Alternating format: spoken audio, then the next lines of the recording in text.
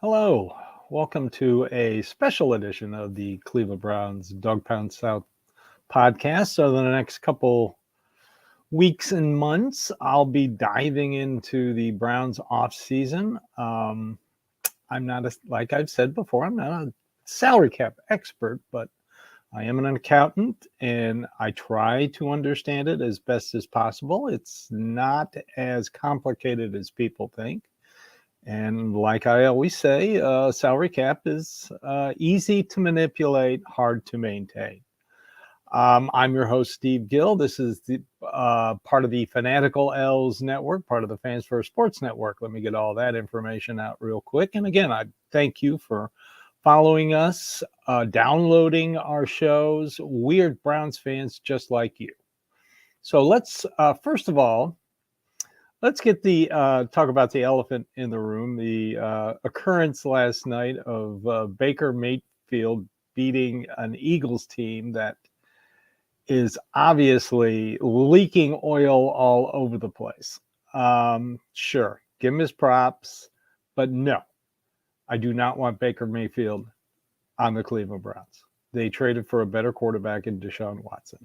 I don't care what kind of money they gave up. I don't care what kind of draft picks they gave up.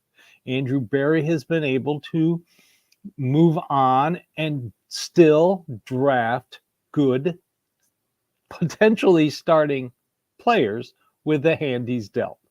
As for the money, he's no longer the highest paid quarterback in the NFL. That's Cincinnati's Joe Burrow, who can't seem to stay healthy. You want to talk about that guy? Let's talk about that guy. But anyway, I am perfectly happy with Deshaun Watson. If Baker Mayfield had thought a little bit more about the team and not himself, he denied he was hurt. Sure, brave, take the pain, but you're not helping the team any when you have a bad shoulder, and not running the plays that were called. Fine. Bernie Kosar did that. His last play is a Cleveland Brown, and it was a touchdown, and he was cut that following week. We all agree that Bill Belichick made a huge mistake with that because Bernie is a legend. Baker Mayfield called plays that didn't work. He had an opportunity to have the Browns pick up his fifth-year option and give him an extension, and he didn't play that way. So what? He won the worst division in the NFL with a quarterbacking a team that went 9-8. By the way, Cincinnati Bengals went 9-8, and they were on their second quarterback. So no, I don't. What happened last night is an anomaly. He's going to go to Detroit, and they are probably the Buccaneers season will end. So let's look at the playoffs. If you look at the teams that have made it, only one of them was a wild card team. Green Bay, who beat a team that had the Dallas Cowboys, who had won 16 games in a row at home. So they might be someone like the 2020 Tampa Bay Bucks, something to take a look at. If they can beat San Francisco, then you gotta think that they got something special going. But all the other teams, home teams, division winners. So the object of this offseason for Andrew Berry and the front office is to enhance the talented team that he already has. They have a great core.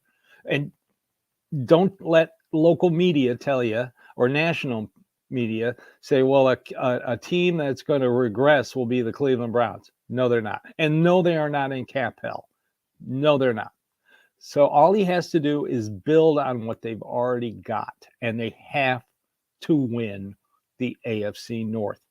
That's it. Bottom line. I was pimping that all the offseason this year. I thought they had a chance to do it. Who saw the Baltimore Ravens coming out of nowhere? Hopefully Todd Monken will get their offensive coordinator. We'll get a head coaching gig someplace so we can move on from Todd Monken.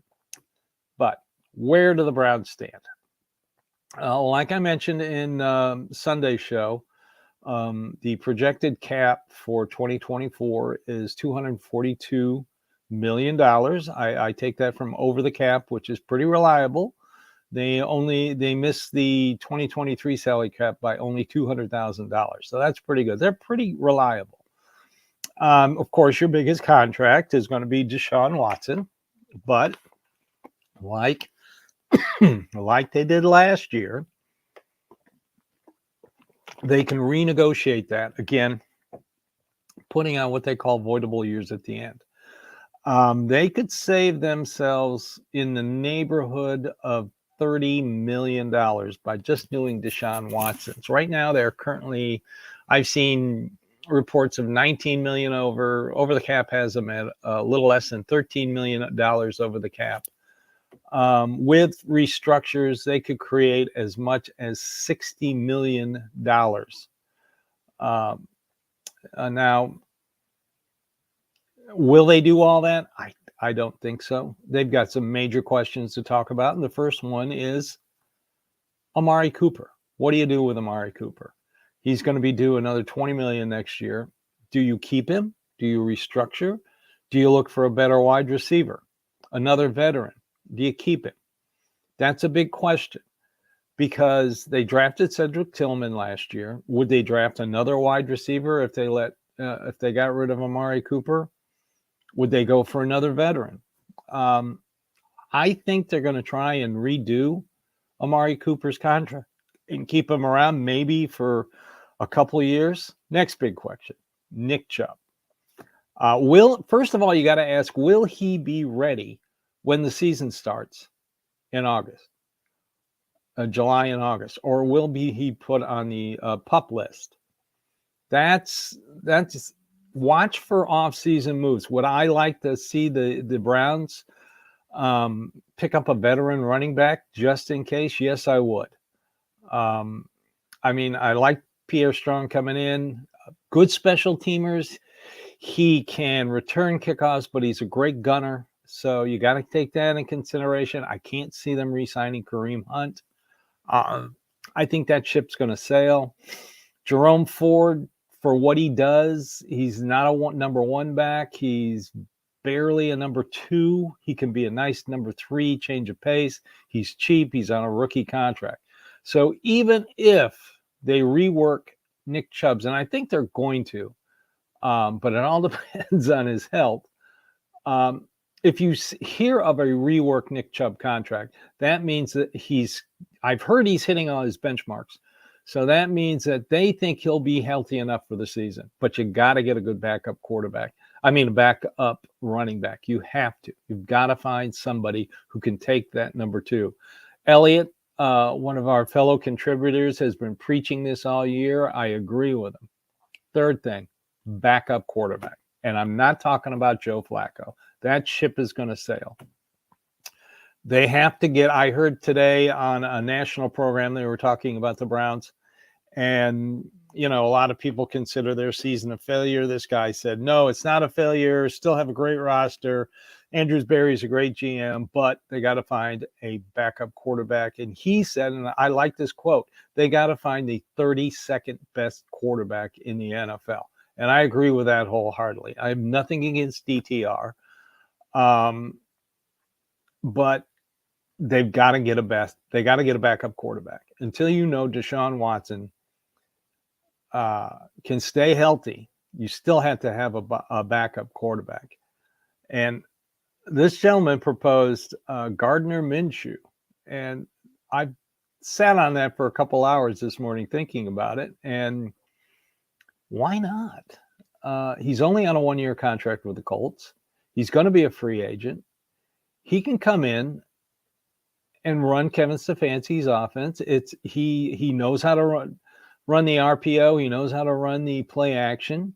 He's still got a good arm. He's still young enough. Why not? Gardner Minshew.